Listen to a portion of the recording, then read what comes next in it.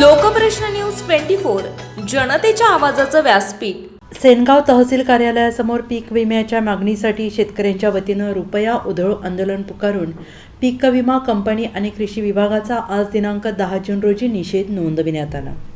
मागील वर्षाच्या खरीप हंगामातील पीक विम्याच्या लाभापासून वंचित राहिलेल्या शेतकऱ्यांना तात्काळ पीक विमा देण्यासाठी शेतकरी नेते मारुती गीते यांच्या नेतृत्वात रुपया उधळू आंदोलन पुकारण्यात आले। यावेळी शेतकरी नेते मारुती गीते, वसंतराव अवचार, विजय वानखेडे, स्वाभिमानी शेतकरी संघटनेचे तालुका अध्यक्ष विठ्ठल धाकतोडे, लक्ष्मण कुंदरगे यांच्यासह शेतकरी बांधव मोठ्या संख्येनं या आंदोलनात सहभागी झाले होते। तसेच यावेळी जोरदार घोषणाबाजी करण्यात आली आहे।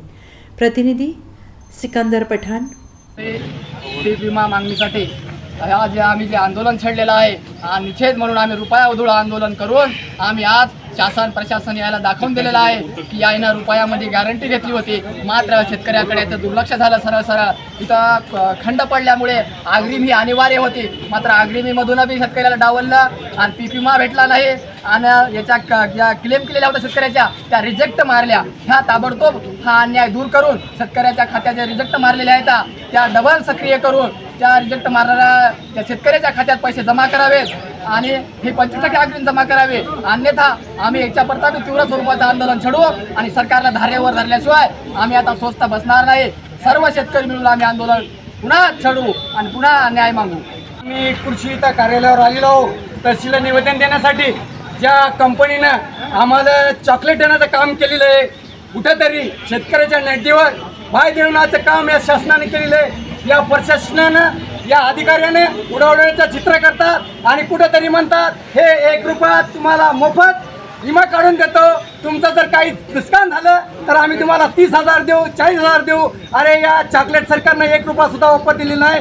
कुठेतरी शेतकऱ्यावर न्याय भेटण्याचं काम या शासनानं दखल घ्यावं। येणारं आंदोलन हे तर काहीच नाही, याच्यापेक्षा महाराष्ट्रातच नाही सेनगाव तालुक्यातल्या सर्व शेतकऱ्यांना मी एक आव्हान देतो, येणाऱ्या सगळ्या शेतकऱ्यांना मला साथ देण्याचं काम करावं। तर नाही तुम्हाला न्याय मिळणार आला तर मला चौकात फाशी द्या। आणि मी कोणता नेता म्हणून नाही, आज मी एक शेतकऱ्याचा मुलगा म्हणून मी शेतामध्ये राबतो, कष्ट करतो आणि या शेतकऱ्यासाठी लढतो। मला माहिती आहे शेतकऱ्याची भूक काय असते। अरे शेतकरी राजा शिळी भाकर 2-2 दिवस शिळी भाकर खाते आणि अधिकाऱ्याचे डबे जर पाहिले तर तेलाचे 4-4 बोट तरी असतात आणि नेते फॉर्च्युनर गाड्यामध्ये हिंडतात। अरे कुठेतरी लाज वाटायला पाहिजे तुम्हाला की शेतकऱ्याजवळ आज 1 रुपया सुद्धा नाही। मी बँकेत गेलो, कुठेतरी मॅनेजरला म्हणलं साहेब माझ्यावर कर्ज आहे। अरे म्हणे येड्या तुझं कर्ज माफत झालं नाही म्हणे। अरे सर मग कधी होणार? मी म्हणलं मला 10% तरी द्या, आज माझ्याजवळ खताला पैसे नाहीत। मी शाहकाराकडे गेलो, शाहकार म्हणला 10 रुपये शेकड्यानं पैसे देतो आणि मग म्हणाला अरे तुझी खरेदी लागते, मला असं चित्या बनवण्याचं काम केलं म्हणून मी बँकेशी मॅनेजराशी भेटलो आणि कुठेतरी न्याय देण्यात यावा मला बी। मॅनेजर साहेबांना प्रत्येक शेतकऱ्याला हे 10% पैसे देण्यात यावे एवढंच बोलतो आणि इथे थांबतो। जय जवान जय किसान।